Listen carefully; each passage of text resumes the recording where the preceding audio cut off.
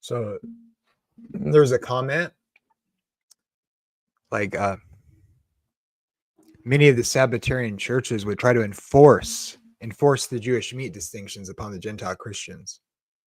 And they don't agree with my interpretation that it's like it's just for Israel, blah, blah, blah. I'm not trying to refute that right at the moment, but I want to tell you a principle of how I look at enforcing the food laws. I don't enforce anything in the Bible. I'll let the state enforce, like if you murder somebody and they take you to court, and I'd want you to have your day in court and all that. But regarding things like food laws or Sabbath keeping, see, the Protestant spirit, my Protestant spirit, or maybe Anabaptist spirit, I would say this. This is what I want you to do. This is how I operate. I'm not a pastor. I'm not theologically trained. I know a lot about theology because I'm interested in it. But this is what I would say. Challenge anything anyone says through the text, even your own pastor. You should be under a pastor, but you should read the text for yourself and know your limitations. So, enforcing the food laws, no, this is what I want you to do when I make arguments about the food laws.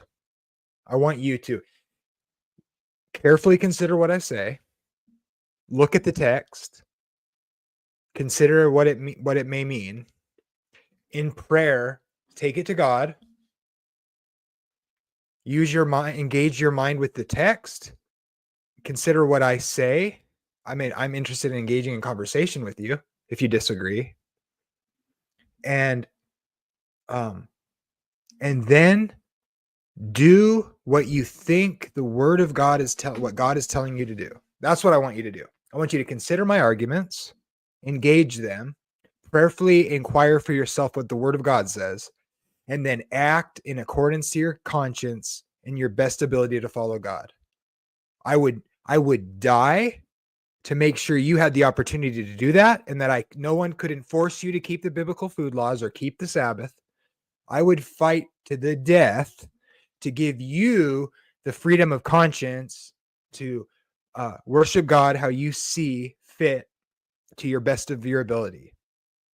I would fight people who want to enforce you to have to do it a certain way. I want you to have the text. I want you to have the ability to consider it. And then I would encourage you to prayerfully engage that.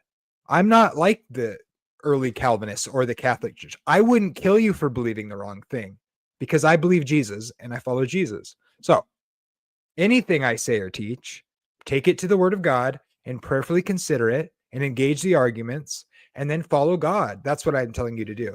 And I want you to be free, totally free, that no one can enforce anything on you, because that's exactly the spirit I'm against. So I wouldn't enforce anything. I'm pro-religious freedom.